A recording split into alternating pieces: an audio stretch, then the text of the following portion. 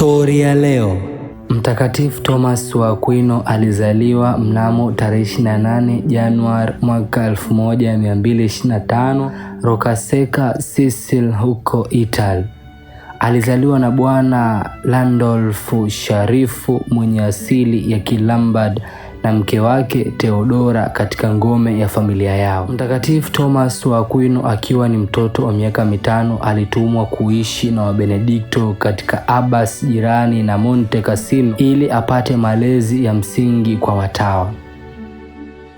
Stori ya leo.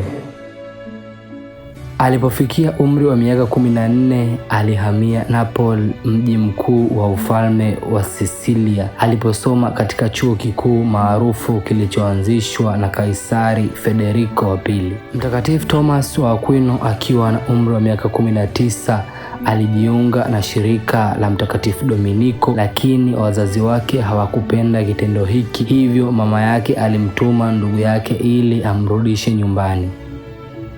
Mtakatifu Thomas alifungiwa ndani kwa muda wa mwaka mzima, lakini haikuishia hapo. Kwa uimara na kwa uthabiti wa nia yake alitoroka na kurudi kumalizia masomo yake. Lakini pia baada ya kukaa Napoli na Roma alienda Paris, yaani Ufaransa, ili kufundishwa na Mtakatifu Alberto Mkuu, mwanasayansi, mwanafalsafa na mwanateolojia. Alienda Paris kwa ajili ya masomo ya teolojia na baada ya kuhitimu akawa mwalimu mkuu huko Paris. Akiwa Paris aliandika vitabu vingi vinavyofafanua zaidi juu ya imani Katoliki. Mtakatifu Thomas alitumia pia muda wake mwingi sana kutunga nyimbo zinazotafakarisha juu ya imani yetu. Wimbo maarufu wa Ekaristi unaoimbwa au unaoenda kwa jina la sakramenti kubwa hiyo ulitungwa na yeye Mtakatifu Thomas wa Aquino. Wimbo wa sakramenti kubwa hiyo ni zawadi yake kwa kanisa. Stori ya leo.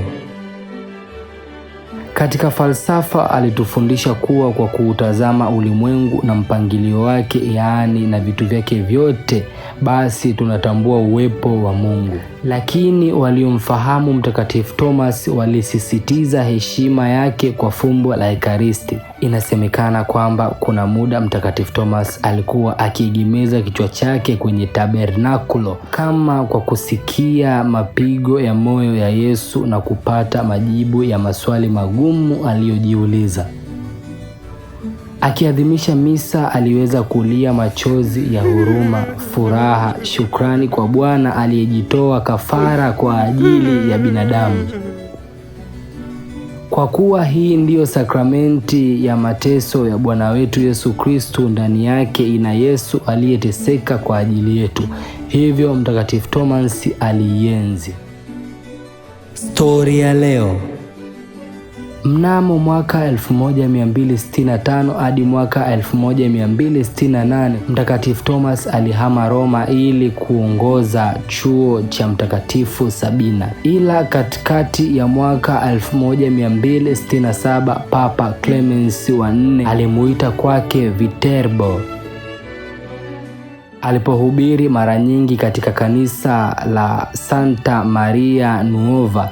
Akiwa Italy ndipo alipoandika vitabu vingi kama vile Summa contra Gentiles, De Regimen Principium, De Unitate Intellectuals na sehemu kubwa ya kazi yake bora Summa Theologiae, inayotumika hadi leo katika teolojia kama ilivyoagizwa na Mtaguso wa Pili wa Vatikano katika hati mbili.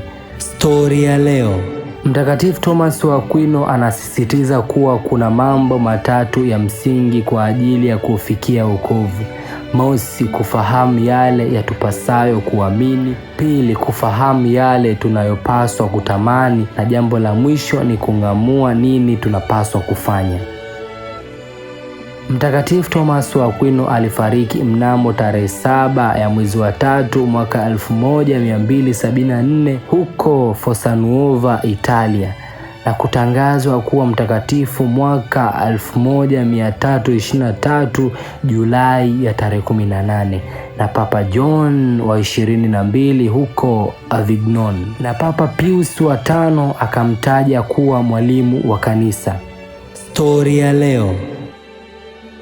Maisha ya Mtakatifu Thomas yanatufundisha kuwa na imani thabiti, kutumia nguvu, akili na vipawa vyote kutangaza ukweli wa Kristo kwa kutumia karama na vipawa vyetu. Tumuombe Mungu kwa maombezi ya Mtakatifu Thomas tujifunze zaidi imani na kuifundisha kwa watu wengine. Tumsifu Yesu Kristo.